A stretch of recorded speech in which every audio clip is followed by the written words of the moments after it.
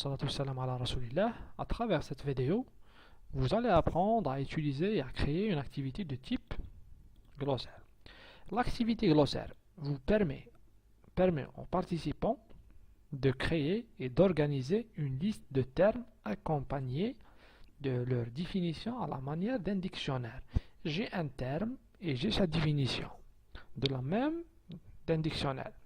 Les termes peuvent être consultés sous différents formats et l'utilisateur peut effectuer des recherches de termes dans le glossaire. Donc, le glossaire annoté est considéré comme une activité d'apprentissage. J'ai deux types de glossaire. Un glossaire principal, visible dans tout le cours. Il est créé dans la section 0, le système d'entrée, Finidam de Hall. Le glossaire principal est créé par l'enseignant et il est rempli par l'enseignant. Donc les étudiants ne peuvent pas ajouter des termes, ils ne peuvent pas modifier le glossaire principal. Tandis que dans le glossaire secondaire, il est considéré comme une activité d'apprentissage, visible dans une section de cours. Ce qui veut dire, dans par exemple la section 2, je vais insérer un glossaire secondaire. Il est considéré le glossaire secondaire comme une activité d'apprentissage. Donc je donne des consignes, par exemple, je donne une liste de termes à définir par chaque étudiant.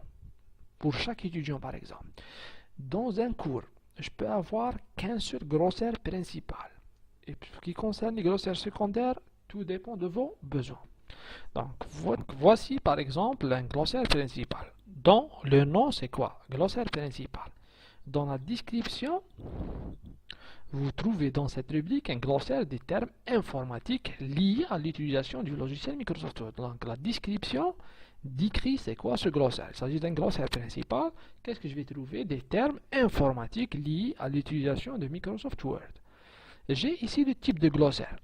Glossaire principal ou secondaire. Je vais cliquer sur glossaire principal parce qu'il s'agit d'un glossaire principal et je l'ai créé dans la section 0, Finidam de Hall. Article. Approuvé automatiquement? Non. Toujours autoriser des modifications? Non. Puisqu'il s'agit d'un glossaire principal. Je ne vais pas définir ça.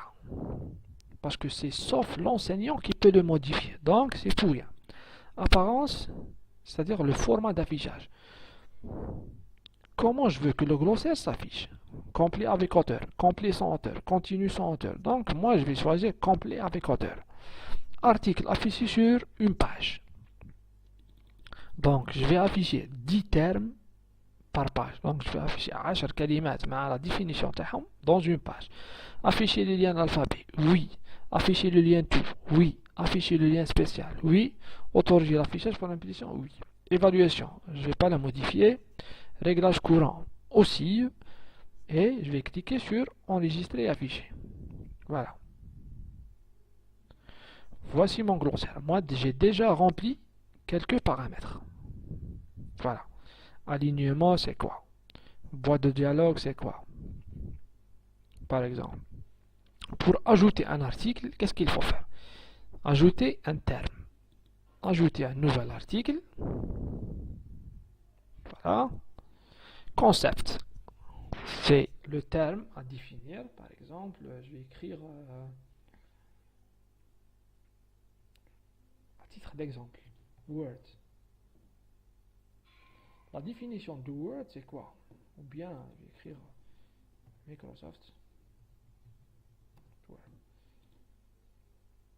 Je vais dire Microsoft Word est un logiciel de traitement de texte. Voilà. Et je vais cliquer sur ça, c'est les termes associés. Ce qui veut dire que s'il y a un synonyme avec Microsoft Word, kalima اللي تعني نفس المعنى تاع Microsoft Word, je vais l'insérer ici. Si je veux insérer un annexe, joindre un fichier avec la définition, donc je vais cliquer sur annexe. Liaison automatique, article lié automatiquement, oui, et enregistrer. Voici mon glossaire principal et voici Microsoft Word par Bonouni Mehdi le vendredi 14 décembre 2018, 11h33. Et voici la définition. Donc, chaque fois que je veux créer un terme, ajouter un article et définition. Merci pour